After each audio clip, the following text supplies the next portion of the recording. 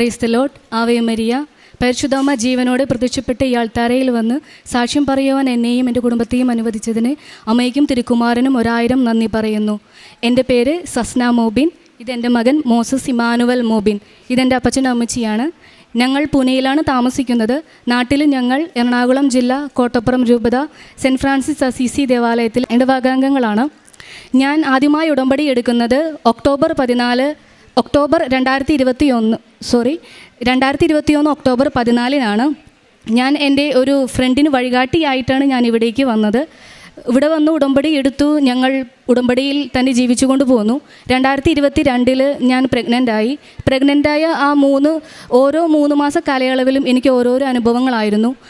രണ്ടാമത്തെ മാസം തന്നെ എനിക്ക് ബ്ലീഡിങ് ഉണ്ടായപ്പോൾ ഞാൻ പ്രഗ്നൻസിയുടെ ആദ്യ സ്റ്റേജിൽ തന്നെ ഞാൻ മാതാവിൻ്റെ വിശുദ്ധ തൈലം കൊണ്ട് എപ്പോഴും ഉദരത്തിൽ കുരിശ് വരയ്ക്കുകയും പ്രത്യക്ഷീകരണ പ്രാർത്ഥനയും വിശ്വാസ പ്രമാണം ചൊല്ലുന്നുണ്ടായിരുന്നു.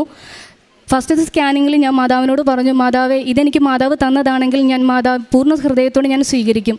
മാതാവിന് തരാൻ ഇഷ്ടമില്ലെങ്കിൽ ഞാൻ മാതാവിന് തന്നെ തിരിച്ചേൽപ്പിക്കുകയാണെന്ന് പറഞ്ഞു. ഞാൻ ആദ്യ സ്കാനിങ്ങിന് പോയി. വേറെ കുഴപ്പങ്ങളൊന്നും തന്നെ ഉണ്ടായില്ല. ബെഡ് റെസ്റ്റ് എടുത്തോളാൻ പറഞ്ഞു. പിന്നീടുള്ള 5ാമത്തെ മാസത്തെ സ്കാനിങ്ങിൽ എനിക്ക് ഡയബറ്റിക് ഡിറ്റക്ട് ചെയ്തു. ഡയബറ്റിക് ആയപ്പോൾ ഡോക്ടർ വീണ്ടും പറഞ്ഞു, ഡയബറ്റിക് കൺട്രോൾ ചെയ്യണം, അല്ലെങ്കിൽ കോംപ്ലിക്കേഷൻസ് ഉണ്ടാവുമെന്ന് പറഞ്ഞു. ഞാനൊരു നേഴ്സ് ആയതുകൊണ്ട് എനിക്കതിൻ്റെ കോംപ്ലിക്കേഷൻ എത്രത്തോളം ഉള്ളതാണെന്ന് എനിക്ക് അറിയാമായിരുന്നു. അതും അങ്ങനെ കൺട്രോളായി പോയി. പക്ഷേ 7ാമത്തെ സ്കാനിങ്ങിൽ ഞാൻ നാട്ടിൽ വന്ന് ചെയ്തപ്പോൾ എനിക്ക് സർവൈക്കൽ ഇൻകോമ്പിറ്റൻസ് എന്ന ഡയഗ്നോസിസ് ഡിറ്റക്ട് ചെയ്തു. അതെന്ന് പറഞ്ഞാൽ എനിക്ക് ഷോർട്ട് സെർവിക്സ് ആയിരുന്നു. നോർമൽ ഒരാളിൽ സെർവിക്സിൻ്റെ ലെങ്ത്ത് എന്ന് പറയുന്നത് 30 മില്ലിമീറ്റർ മുതൽ 40 മില്ലിമീറ്റർ വരെയാണ്. പക്ഷേ എൻ്റെ ലെങ്ത്ത് എന്ന് പറയുന്നത് 17 മില്ലിമീറ്റർ ആയിരുന്നു 7ാമത്തെ മാസം. ഞാൻ ഒത്തിരിയേറെ വേദന അനുഭവിച്ചു. എന്തുകൊണ്ടാണ് ഇതിങ്ങനെ വരുന്നത്? ഉടമ്പടിയിൽ ഞാൻ ഒരു വീഴ്ചയും വരുത്തിയിട്ടില്ലല്ലോ. എൻ്റെ ഈ പ്രഗ്നൻസി ടൈമിലും ഞാൻ എന്നും ദിവസേന പള്ളിയിൽ പോവുകയും കുമ്പസാരിക്കുകയും എല്ലാ കാര്യങ്ങളും എന്നെക്കൊണ്ടാവുന്ന വിധം ഞാൻ ചെയ്യുന്നുണ്ടായിരുന്നു. ഒത്തിരിയേറെ സങ്കടപ്പെട്ടു. എനിക്ക് പിന്നീട് പള്ളിയിൽ പോവാതെയായി. ഡോക്ടർ പറഞ്ഞു കംപ്ലീറ്റ് ബെഡ് റെസ്റ്റ് വേണം, പറ്റുന്നതും ഹോസ്പിറ്റലിൽ തന്നെ അഡ്മിറ്റ് ആവാൻ പറഞ്ഞു, ഡെലിവറി കഴിയുന്നത് വരേക്കും. പക്ഷെ ഞാൻ പറഞ്ഞു, ഡോക്ടർ, ഞാൻ വീട്ടിൽ പോയി റെസ്റ്റ് എടുത്തുകൊള്ളാം, എനിക്ക് ഉറപ്പുണ്ട്, എനിക്കൊരു കുഴപ്പവും ഉണ്ടാവത്തില്ല, എൻ്റെ മാതാവ് എന്നെ സംരക്ഷിച്ചുകൊള്ളും എന്ന് ഞാൻ പറഞ്ഞു. ഞാൻ വീട്ടിൽ വന്നു. പ്രഷർ ഒത്തിരി കുറയാതിരിക്കാൻ വേണ്ടിയിട്ട് ഞാൻ കട്ടിലിൻ്റെ കാല് രണ്ട് ഇഷ്ടിക വെച്ച് പൊക്കിയിട്ടാണ് ഞാൻ കിടന്നിരുന്നത്. അപ്പോൾ തല ഒത്തിരി താഴെയായിരുന്നു. അത്രയും ബുദ്ധിമുട്ട് അനുഭവിച്ചെങ്കിലും ഞാൻ മാതാവിനോട് പ്രാർത്ഥിച്ചു കൊണ്ടിരുന്നു. അങ്ങനെ ഇരിക്കെ ഒരു ദിവസം അച്ഛൻ്റെ പഴയ ടോക്ക് ഞാൻ കേൾക്കാനിടയായി. അച്ഛൻ്റെ കൊറോണ ടൈമിൽ അച്ഛൻ ഇങ്ങനെ പ്രാർത്ഥിച്ചു. കർത്താവിൻ്റെ ശുശ്രൂഷ ചെയ്തിട്ടും എനിക്ക് ഈ ഒരു ഐസൊലേഷൻ്റെ ഈ ഒരു സ്റ്റേജിൽ എന്തുകൊണ്ട് വന്നു എന്നുള്ളത്. പിന്നീട് അച്ഛൻ പറഞ്ഞു, ആ സമയം അച്ഛൻ ചെലവഴിച്ചത്, അച്ഛൻ ഒത്തിരിയേറെ ബൈബിൾ വായിക്കാനുള്ള സമയം കിട്ടി, ഒത്തിരി ജപമാലകൾ ചൊല്ലാനും കർത്താവുമായിട്ട് കമ്മ്യൂണിക്കേഷൻ നടത്താനുള്ള ഒത്തിരി നല്ല അവസരങ്ങൾ ആ കൊറോണ ടൈമിൽ അച്ഛനുണ്ടായെന്ന്. അപ്പോൾ ഞാനും വിചാരിച്ചു, ചിലപ്പോൾ ഈ ബെഡ് റെസ്റ്റിൻ്റെ ഈ ടൈം എനിക്ക് ഒരുപക്ഷെ പള്ളിയിൽ പോകാൻ പറ്റത്തില്ലായിരിക്കും, കുമ്പസാരിക്കാൻ പറ്റത്തില്ലായിരിക്കും. പക്ഷേ ഞാൻ എൻ്റെ മാതാവുമായിട്ട് എൻ്റെ എല്ലാ കാര്യങ്ങളും ഞാൻ ചെയ്തു പോന്നു. ഞാൻ ബൈബിൾ വായിക്കുകയും എൻ്റെ ഫോണിൽ ഞാൻ ബൈബിൾ ഡൗൺലോഡ് ചെയ്ത് ബൈബിൾ വായിക്കാനും ജപമാലകൾ പറ്റും പോലെ എന്നെക്കൊണ്ട് ഒത്തിരിയേറെ ഞാൻ ചൊല്ലി, എത്ര എണ്ണം എന്ന് എനിക്ക് പറയാൻ പറ്റത്തില്ല, ഒത്തിരി ഞാൻ ചൊല്ലി ജപമാലകൾ. അങ്ങനെ എൻ്റെ ആ സമയങ്ങൾ കടന്നു പോന്നു.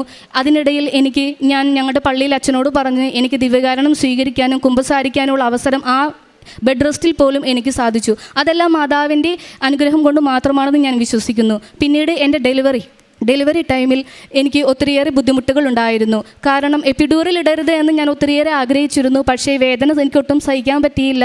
എപ്പിഡ്യൂറിൽ ഇടാനുള്ള കൺസെൻറ്റിൽ ഞാൻ സൈൻ ചെയ്തു. ആ സമയം ഡോക്ടർ വന്ന് പരിശോധിച്ചു. ഡോക്ടർ തിയേറ്ററിലോട്ട് ഷിഫ്റ്റ് ചെയ്യാൻ എന്നെ എല്ലാ കാര്യങ്ങളും കംപ്ലീറ്റ് ആക്കി. തിയേറ്ററിൽ ഷിഫ്റ്റ് ചെയ്യുന്ന തൊട്ട് മുൻപ് പോയ ഡോക്ടർ തിരിച്ചു വന്നിട്ട് പറഞ്ഞു, എനിക്ക് ഈ കുട്ടിയുടെ ഉള്ളൊന്ന് പരിശോധിക്കണമെന്ന് പറഞ്ഞു.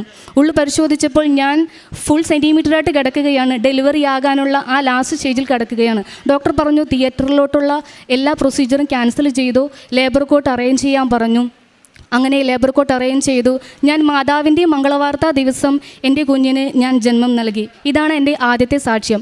2ാമത്തെ സാക്ഷ്യം എന്ന് പറയുന്നത്, എൻ്റെ കുഞ്ഞുണ്ടായി ഒരു 1.5 വയസ്സായപ്പോൾ സാധാരണഗതിയിൽ അവന് സീസണായിട്ടാണ് അവന് അസുഖങ്ങൾ വന്നുകൊണ്ടിരുന്നത്. പിന്നീട് അത് മാസങ്ങൾ എന്നുള്ളത് പിന്നെ ആഴ്ചകളിലായി. ഓരോ ആഴ്ചയും 2 പ്രാവശ്യമെങ്കിലും ഞങ്ങൾ ഡോക്ടറിനെ കൊണ്ടുപോയി കൺസൾട്ട് ചെയ്യണം. ഫാമിലി ഹിസ്റ്ററിയിലും ചൈൽഡ്ഹുഡ് ആസ്മ എൻ്റെ സഹോദരനുണ്ടായിരുന്നു. അതിൻ്റെ ഫലമായിട്ട് ഡോക്ടർമാർ പറഞ്ഞു ഇവൻ ഇൻഹേലർ എടുക്കേണ്ടി വരും, ചൈൽഡ്ഹുഡ് ആസ്മയാണ്, അങ്ങനെയൊക്കെ പറഞ്ഞു. ഡോക്ടറിനോട് ഞങ്ങൾ പറഞ്ഞു, ഡോക്ടർ ഞങ്ങൾ ഇൻഹേലർ വാങ്ങിച്ചു കൊള്ളാം, പക്ഷേ ഞങ്ങൾ നോക്കട്ടെ എന്ന് പറഞ്ഞ് ഞങ്ങൾ തിരിച്ചു പോന്നു. വീട്ടിൽ വന്ന് മാതാവിന് ലൈറ്റിൽ കാൻഡിൽ റിക്വസ്റ്റ് ഇട്ടു. കുഞ്ഞിന് വിശുദ്ധ വസ്തുക്കളായ മാതാവിൻ്റെ ഉപ്പും തൈലവും തേനും എല്ലാം ഞാൻ ഉപയോഗിക്കുന്നുണ്ടായിരുന്നു എന്നും മാതാവിനോട് ഞാൻ പ്രാർത്ഥിച്ചു.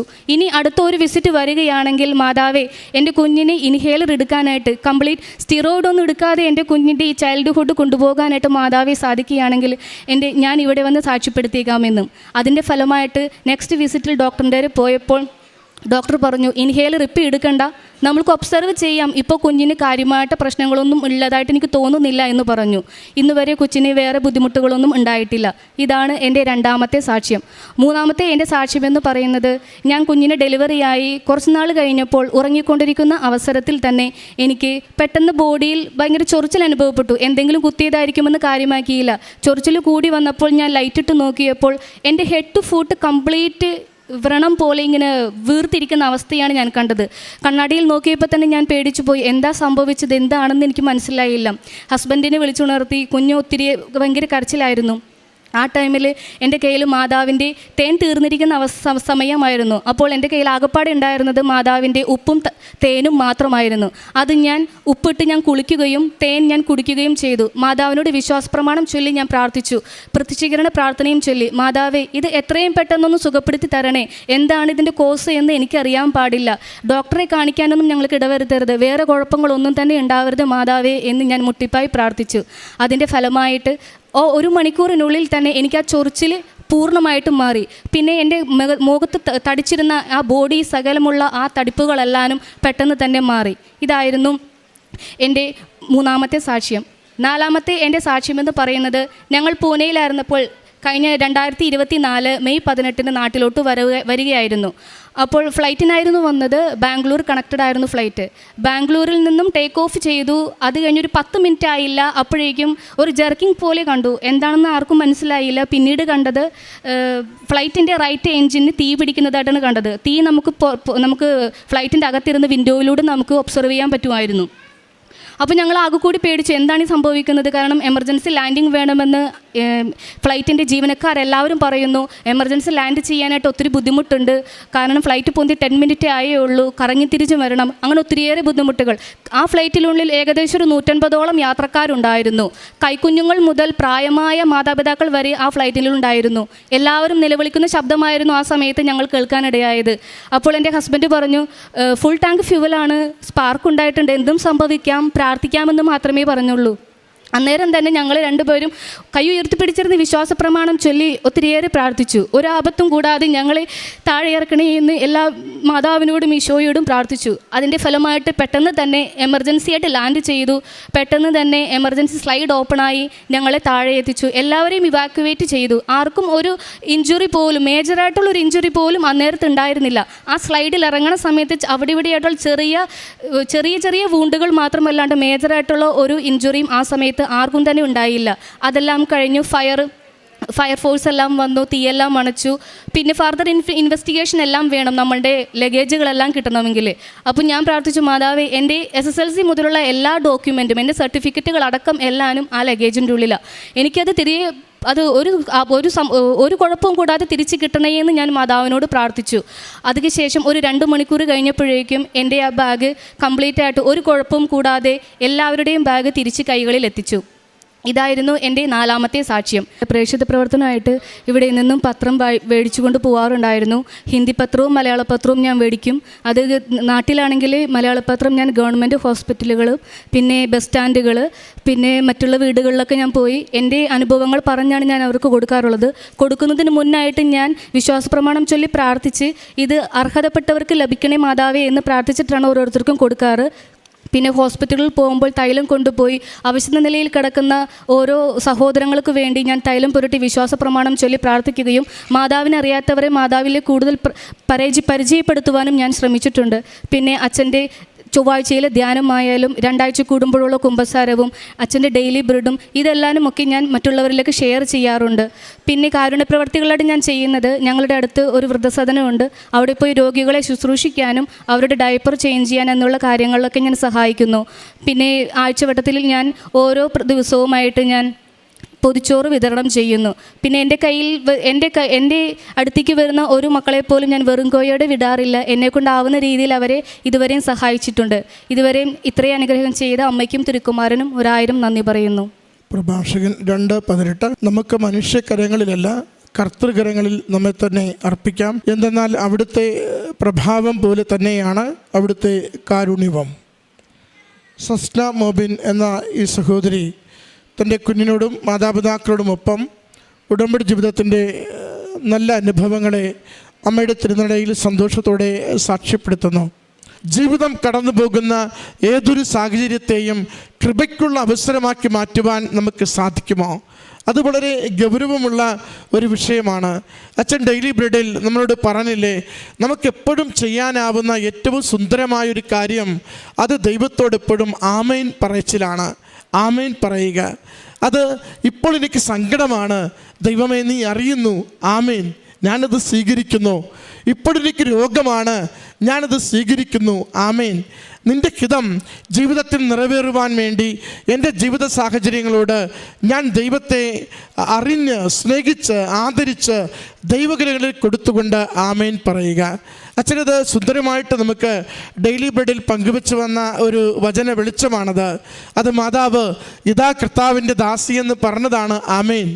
ഈശോ കുരിശിൽ ഗത്സമനിൽ കിടന്നുകൊണ്ട് അവൻ്റെ ആ പാനപാത്രം മാറിപ്പോകുവാൻ പ്രാർത്ഥിക്കുകയും അത് അടുത്ത പകുതിയിൽ നിൻ്റെ ഹിതം നിറവേറട്ടെ എന്ന ദൈവകരങ്ങളിൽ ആ സഹനത്തെ മുഴുവനും സമർപ്പിക്കുകയും ചെയ്തതിൻ്റെ പേരാണ് ആമേൻ. നമ്മുടെ ഓരോരുത്തരുടെയും ജീവിതത്തിൽ ഇങ്ങനെ ഉത്തരമില്ലാത്ത പ്രക്ഷുബ്ധമായ ജീവിത സാഹചര്യങ്ങളിൽ ആ സാഹചര്യങ്ങളെ ദൈവത്തിന് കൊടുത്തുകൊണ്ട് ആമേൻ പറയുവാൻ ശക്തരാകുമ്പോൾ ദൈവത്തിൻ്റെ അനുഗ്രഹം നമുക്കത് വളരെ സന്തോഷത്തോടു കൂടി അനുഭവിക്കുവാൻ സാധിക്കും. മകൾ പറയുന്നുണ്ട്, ഓപ്പറേഷൻ തിയേറ്റർ റെഡിയാക്കിയിട്ടാണ് ഡോക്ടർ വന്ന് പറയുക ഒന്നുകൂടി ഉള്ളു പരിശോധിക്കണമെന്ന്. അതുകൊണ്ട് തിയേറ്ററിലേക്കല്ല ലേബറിലേക്കാണ് മകളെ മാറ്റുന്നത്. അതാണ് അവസ്ഥ. മകളുടെ ഒരു ഉള്ളിലുണ്ടായിരുന്ന ഒരു പ്രാർത്ഥന ഏതായിരുന്നു? ഒരു നോർമൽ ഡെലിവറി വേണമെന്നത്.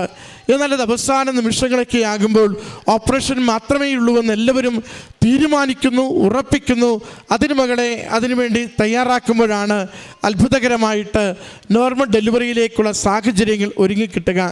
നമുക്ക് അമ്മ മാതാവിൽ ആശ്രയിച്ചുകൊണ്ട് ദൈവത്തിൽ അടിയുറച്ച് ജീവിതത്തിൻ്റെ ക്ലേശകാലത്ത് നിലനിൽക്കുവാൻ സാധിക്കുമെങ്കിൽ ദൈവം നമുക്ക് വേണ്ടി ജീവിതത്തിൽ അത്ഭുതങ്ങൾ പ്രവർത്തിക്കുന്നത് അനുഭവിക്കുവാൻ എപ്പോഴും അവസരം നൽകിക്കൊണ്ടിരിക്കും. അതിൻ്റെ സന്തോഷകരമായ സാക്ഷ്യമാണ് ഈ കുടുംബം ഈ അൾത്താരയിൽ പങ്കുവച്ചത്. ദൈവത്തിൻ്റെ ദൈവികമായ ദൈവം ജീവിതത്തിൽ നൽകുന്ന അനുഭവങ്ങളോട് ആമേൻ പറഞ്ഞ് ദൈവത്തിൻ്റെ അനുഗ്രഹത്തിന് വേണ്ടി ജീവിതത്തെ സമർപ്പിക്കുവാൻ ഓരോ നിമിഷവും നമുക്ക് ശ്രദ്ധിക്കാം. കരങ്ങളടിച്ച് ഈ സാക്ഷ്യം അമ്മ മാതാവിനും തിരുക്കുമാരനും സമർപ്പിക്കാം. അത്യപൂർവ ദൈവാനുഭവങ്ങൾ ഇനി നിങ്ങൾക്കും സ്വന്തം. ഈ യൂട്യൂബ് ചാനൽ ഇതുവരെ സബ്സ്ക്രൈബ് ചെയ്തിട്ടില്ലെങ്കിൽ ഇപ്പോൾ തന്നെ സബ്സ്ക്രൈബ് ചെയ്യുക. ഈ വീഡിയോ ഇപ്പോൾ തന്നെ നിങ്ങളുടെ സുഹൃത്തുക്കൾക്ക് ഷെയർ ചെയ്തുകൊണ്ട് കർത്താവിൻ്റെ പ്രേക്ഷിതരാകുക.